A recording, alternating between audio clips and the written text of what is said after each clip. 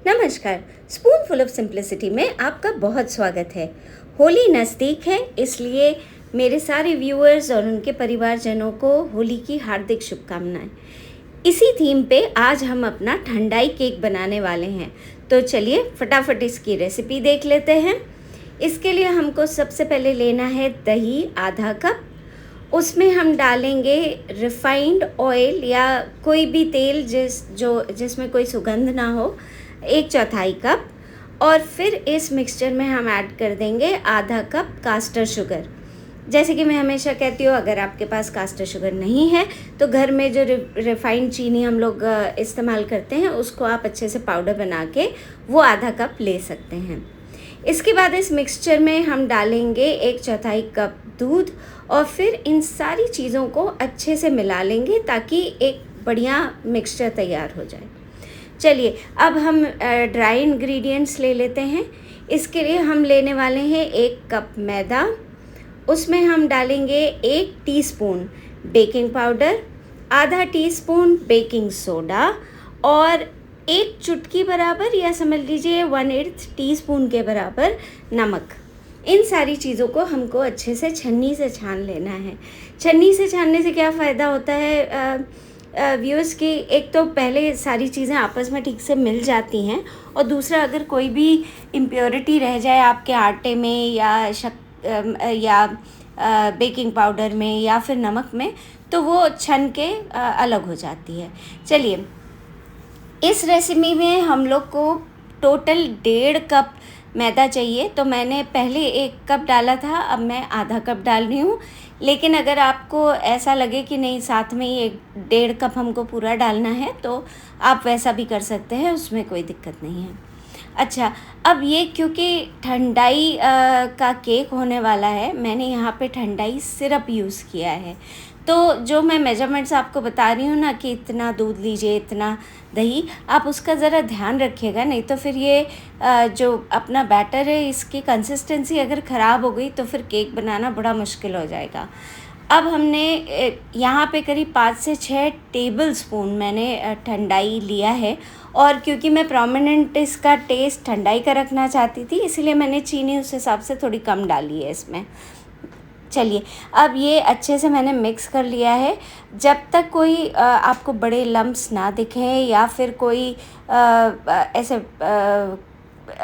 बिना मिला हुआ पोर्शन ना दिखे, तब तक आप इसको मिलाइए और एंड में एक बार स्पैटुला से भी मिला लीजिए, क्योंकि कई बार जो है नीचे तक इससे विस्क से मिल नहीं पाता है।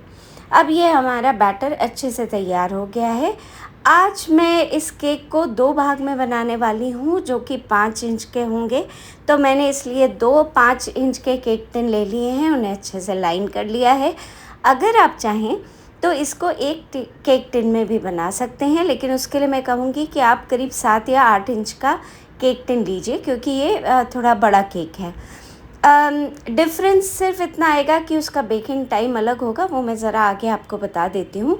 फ़िलहाल मैंने अपने बैटर को 2 इक्वल हाफ्स में डिवाइड कर लिया है और इनको थोड़ा सा टैप करके अब मैं इसको एक प्री हीटेड ओवन में 160 से 170 डिग्री सेंटीग्रेड पे करीब, मेरे इन दोनों केक्स को 35 से 40 मिनट लगे थे बेक होने के लिए। अगर आप बड़ा केक बना रहे हैं जैसे 7 या 8 इंच के केक टिन में, तो आपको मेरे ख्याल से 60 से 70 मिनट तक इसको बेक करना पड़ेगा। आप स्क्यूअर की मदद से चेक कर लीजिए, अगर आपका स्क्यूअर क्लीन निकल आता है इसका मतलब आपका केक बेक हो गया है और आप अब आगे बेक ना करें। अगर ना हो तो आप थोड़ी देर और बेक कर सकते। चलिए, अब हमारे तो केक दोनों तैयार हो गए हैं। अब मैं इसको डीमोल्ड कर लेती हूँ। तो देखिए, मेरा बड़े आसानी से ये केक डीमोल्ड हो रहा है, मतलब निकल के आ जाएगा। और ये मैंने पहले साइड स्क्रैप कर लिया और देखिए इतनी आसानी से इतना अच्छा सा बहुत ही बढ़िया केक बेक हो गया है। ये तो आप मतलब देखिए कितना सुंदर सा गोल्डन सा केक हुआ है। ये इस तरह का इवन टेक्सचर चाहिए हम लोगों को केक का, मगर इसका जो ये डोम है, क्योंकि मैं इस केक को, जो मेरा फाइनल केक बनेगा, इसके 2 भाग के लिए मैं इसका ये जो 2 केक मैंने बेक किए हैं इनका इस्तेमाल करने वाली हूँ। तो ये ऊपर जो डोम जैसा शेप है ना, उतना एक पतली सी लेयर में हटा के दोनों केक्स को फिर मैं एक के ऊपर एक रख के और फ्रॉस्ट करके उसका एक केक बना दूँगी। तो ये देखिए मैंने पहला केक कर लिया था और ये दूसरे केक का भी मैंने ऊपर वाला भाग हटा दिया है। अब मेरे पास 2 इक्वल साइज़ के, इक्वल शेप के और एकदम बढ़िया बेक हुए पीसेस तैयार हो गए हैं। इसको अब हम साइड में रख देते हैं और हम लोग अपने दूसरे स्टेप की तरफ बढ़ते हैं, जो कि है फ्रॉस्टिंग। यहाँ मैं फ्रेंड्स ये non dairy whipping cream use करने वाली हूँ, जो कि ट्रोपोलाइट ब्रांड का है। आपको यहाँ इंडिया में कहीं पे भी ट्रोपोलाइट आसानी से मिल जाना चाहिए। बड़े शहरों में तो बहुत आसानी से मिल जाता है, लेकिन अगर आप किसी छोटे शहर में, तो आप देख सकते हैं अगर ट्रोपोलाइट नहीं है तो आजकल ओवर द काउंटर भी बड़े सारे ये नॉन डेयरी व्हिपिंग क्रीम मिल रहे हैं। किसी भी बेकिंग शॉप पे आप चले जाइए, मिल जाएगा। तो इस रेसिपी के लिए मैं 1 कप व्हिपिंग क्रीम लेने वाली हूँ। अगर मान लीजिए आपको ऐसा लगता है कि नहीं, मुझे ज़्यादा फ्रॉस्टिंग नहीं चाहिए, क्योंकि आजकल मैंने देखा है कि कुछ लोगों का ऐसा रुझान रहता है कि हम ज़्यादा क्रीम नहीं खाना चाहते हैं, तो उस केस में आप आधे से 3/4 कप क्रीम ले लें। उतने में आपकी एक अच्छी पतली सी लेयर हो जाएगी, विच शुड बी इनफ। उसके साथ भी केक अच्छा लगेगा, लेकिन मैं थोड़ा अच्छे से क्रीम लगाना चाहती हूँ, तो मैंने पूरा 1 कप व्हिपिंग क्रीम ली है। जो नॉन डेयरी व्हिपिंग क्रीम बाज़ार में आती हैं वो मीठी होती हैं, तो इसमें एडिशनल हमको शक्कर नहीं डालनी है। पर अगर आप मान लीजिए डेयरी व्हिपिंग क्रीम लेते हैं, तो एक तो उसको व्हिप करने के लिए आपको बहुत ठंडा रखना पड़ता है, जो आप जिसमें व्हिप कर रहे हैं उस डोंगे को, और उसके अलावा आपको उसमें जो शुगर अलग से यूज़ करनी पड़ती है, क्योंकि वो मीठी नहीं होती।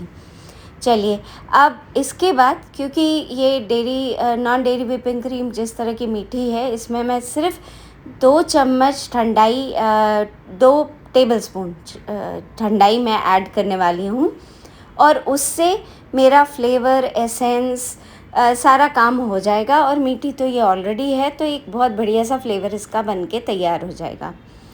अगर आप अगर आप डेयरी व्हिपिंग क्रीम यूज़ कर रहे हैं, तो आप अपने शक्कर और ठंडाई सिरप का जो बैलेंस होगा वो थोड़ा देख लीजिएगा, किस तरह से आप यूज़ करना चाहते हैं। अगर आपको ज़्यादा ठंडाई चाहिए तो फिर आप शक्कर थोड़ी कम कर दीजिएगा, और वाइस वर्सा। खैर, हम लोगों ने इसको अच्छे से स्लो, मीडियम और फिर फास्ट पेस पे बीट करके इसको स्टिफ पीक कंसिस्टेंसी पे ले आए हैं। अब हमारी क्रीम भी तैयार है, हमारा केक भी बेक हो चुका है। अब टाइम है इसको असेंबल करने का। यहाँ पे एक और इम्पॉर्टेंट चीज़ होने वाली है, तो आप ये स्टेप ज़रा ध्यान से देखिए। मैंने एक टर्न टेबल पे अब इसका पहला लेयर रख लिया है, और अब मैं इसको मॉइस्ट करने वाली हूँ ठंडाई वाले दूध से। जी, क्योंकि हम लोग ठंडाई केक बना रहे हैं, तो ठंडाई का प्रोमिनेंट फ्लेवर होना चाहिए। और जैसा कि आप लोग जानते हैं, ठंडाई में केसर का बहुत अच्छी खुशबू होती है केसर की, तो हमें और कोई एसेंस यूज़ करने की इसमें बिल्कुल ज़रूरत नहीं है। ये जो ठंडाई है अपने आप में सारे काम कर लेगी। तो हमने ठंडा दूध लिया है, यहाँ पे मैंने गर्म दूध नहीं लिया है। ठंडे दूध में मैंने करीब 1 चम्मच ठंडाई डाल दी है, और फिर इसको मैं अच्छे से केक में जब तक ये पूरा सोक ना हो जाए उसमें डाल दूँगी। यहाँ मैंने करीब समझ लीजिए आधे कप से थोड़ा सा ज़्यादा दूध लिया हुआ है, और उतना इनफ होगा इस साइज़ के केक के लिए। लेकिन अगर आपका केक का साइज़ अलग है तो आप उस हिसाब से उसको देख लें। अच्छा, और एक बार थोड़ा सा ये दूध इस पे स्प्रेड करने के बाद हम करीब एटलीस्ट 5 मिनट रुक जाएंगे, ताकि ये दूध जो है अंदर सोक हो जाए। और फिर हम जब इसके ऊपर फ्रॉस्टिंग करेंगे तो फिर हमको दिक्कत नहीं होगी। अगर वो गीला रह गया तो फिर फ्रॉस्टिंग करना बड़ा मुश्किल हो जाएगा। तो इसलिए हम लोग थोड़ा सा 5 मिनट एटलीस्ट वेट करेंगे, तो फिर ये अंदर घुस जाता है। चलिए, अब हम एक लेयर फ्रॉस्टिंग की इस पे लगा लेते हैं, और मैंने यहाँ पे एक ऑफसेट स्पैटुला का इस्तेमाल किया है। आप अगर चाहें तो नॉर्मल स्पैटुला भी यूज़ कर सकते हैं। ऑफसेट नाइफ़ यूज़ की है। आप एक नॉर्मल नाइफ़ जो आइसिंग के लिए आती है उसका इस्तेमाल भी कर सकते हैं। एक जेनरस अमाउंट मैंने लिया है यहाँ पे। उसके बाद इस पे मैं डालने वाली हूँ भुने हुए पिस्ते, जो मैंने थोड़े दरदरे कूट लिए हैं। लेकिन अगर आपको पिस्ता के अलावा लगता है कि नहीं मुझे बादाम भी खाना है, काजू भी खाना है, तो आप उसको भी थोड़ा सा रोस्ट कर लेंगे तो उसका फ्लेवर और अच्छा हो जाता है। लेकिन अगर आप रोस्ट ना करना चाहें, इसी तरह से यूज़ करना चाहें, तो भी थोड़ा सा कूट लीजिएगा या पतली पतली स्लाइसेस काट लीजिएगा, जिस तरह से हम हलवे में डालते हैं या कुछ, तो वैसे अच्छा हो जाएगा इसमें सजाने के लिए। अब हम जो है दूसरा लेयर केक का रख चुके हैं इस पर, और हम वही स्टेप रिपीट करेंगे जो हमने पहले किया था। इसको अच्छे से जो ठंडाई वाला दूध है वो इसके ऊपर डालेंगे और फिर से हम 5 मिनट रुक जाएंगे ताकि ये दूध जो है इसमें अच्छे से सोख हो जाए, और उसके बाद हम next layer of whipping cream लगाएंगे। अब फ्रेंड्स यहाँ पे जो है मैं जो पहली लेयर लगा रही हूँ वो एक क्रम कोट लेयर है, जिससे जितने भी इसके केक के छोटे छोटे टुकड़े होते हैं ना वो थोड़े दब जाएंगे। और उसके बाद मैं इस केक को करीब 15 मिनट से आधे घंटे के लिए फिर से फ्रिज में रख दूँगी। ये जो केक है मतलब जो पद्धति मैंने इस्तेमाल की है, इसमें दूध जो डाल के बनाया है, ये कुछ ट्रेस लेचेस जैसा केक है, लेकिन एग्जैक्टली ट्रेस लेचेस नहीं है क्योंकि उसमें काफ़ी ज़्यादा दूध इस्तेमाल होता है। और जिसको नहीं पता ट्रेस लेचेस क्या होता है वो परेशान ना हो, मैं कुछ थोड़े समय बाद एक ट्रेस लेचेस की रेसिपी भी डाल दूँगी, तो आप वहाँ समझ लीजिएगा ट्रेस लेचेस केक क्या होता है। खैर, तो अभी यहाँ पे हम लोग अब जो है फाइनल फ्रॉस्टिंग कर रहे हैं, तो उसके लिए हम लोग खूब सारा फ्रॉस्टिंग लेते हैं। और यहाँ पे व्यूअर्स आपको पेशेंस रखने की बहुत ज़रूरत है अगर आप नए हैं बेकिंग में। अगर आप पुराने हैं तो ऑफ कोर्स यू नो, लेकिन अगर आप नए हैं तो ये जो स्टेप होता है ना, इसको समतल करने का क्रीम को, ये सबसे ज़्यादा टाइम लेता है और सबसे ज़्यादा पेशेंस मांगता है। तो प्लीज़ तैयार रहिए बहुत सारे पेशेंस के लिए। और एक बार जब ये समतल हो जाए, और मुझसे कुछ व्यूअर्स ने बोला भी था कि मैम ये कैसे होता है, आप कभी दिखाती नहीं हैं, तो मैंने इस बार पूरा रिकॉर्ड किया जो जितना टाइम मुझे लग रहा था। तो इसमें मेरे ख्याल से 15 मिनट या कुछ लग गया था मुझे, क्योंकि ये पता नहीं क्यों ठीक से हो के नहीं दे रहा था। खैर, फाइनली ये एक अच्छा सा समतल लेयर तैयार हो गई। अब हम इस पर थोड़ा सा डिज़ाइन बनाएंगे। ये मैंने एक टिप ली है जो मेरे ख्याल से ये लीव्स के लिए यूज़ होती है, लीव्स बनाने के लिए। और मतलब ये खैर आपका केक है, आपकी मर्ज़ी है, आप अगर चाहे ऐसा डिज़ाइन बनाए, कोई और डिज़ाइन बना चाहते हैं कोई और डिज़ाइन बना ले। अगर आपको क्रीम कम रखनी है तो आप एक छोटी सी मतलब एक पतली सी जो क्रम कोट जैसी लेयर मैंने लगाई थी वहाँ पे भी एक केक रोक सकते हैं। लेकिन अगर मेरी तरह और इसको लजीज बनाना चाहते हैं तो ये जो मैं रेसिपी बता रही हूँ इसको ऐसे कैसे फॉलो कर लीजिए, बहुत ही टेस्टी केक तैयार हो जाएगा। चलिए, अब क्योंकि हमने एक छोटा सा वेल यहाँ पे तैयार कर लिया है, तो अब हम इस पर थोड़ा सा, इस बार मैंने ज़्यादा शेक किए बिना ठंडाई का सिरप लिया है, जिससे मुझे जो सिरप बिट है ना वो ज़्यादा आ जाए, और मैं उसके जो बिट्स थे वो नहीं चाहती थी। हालांकि यहाँ पे एक आ गया है तो मैं इसको हटा देती हूँ, लेकिन हमें जो था बेसिकली सिरप चाहिए था यहाँ पे। इसको हमने थोड़ा सा फैला लिया है। अगेन ये सब कोशिश इसी की है कि ठंडाई का प्रोमिनेंट टेस्ट रहे। और अगर आपने ये केक ऐसे के ऐसे बनाया है और इसको फाइनली मैंने यहाँ पे पिस्ते से भी सजा दिया है, और अगर आप इसको ऐसे के ऐसे फॉलो करेंगे तो आई गारंटी एक इतना टेस्टी केक ये तैयार होगा कि जो भी खाएगा वो हमेशा हमेशा याद रखेगा कि हाँ भाई, इन्होंने हमको एक बढ़िया ठंडाई की कोई रेसिपी खिलाई थी। तो आप लोग फटाफट इस रेसिपी को ट्राई करें, पसंद आई हो तो लाइक करें, कमेंट करें। अगर रेसिपी किसी के साथ आपको लगता है कि उनको पसंद आएगी तो शेयर करें।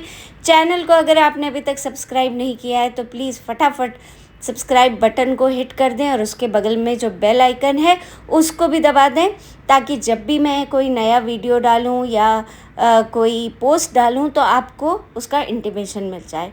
इसी के साथ मैं आपसे मिलूंगी एक अगली रेसिपी में। तब तक के लिए ध्यान रखिए। Bye bye.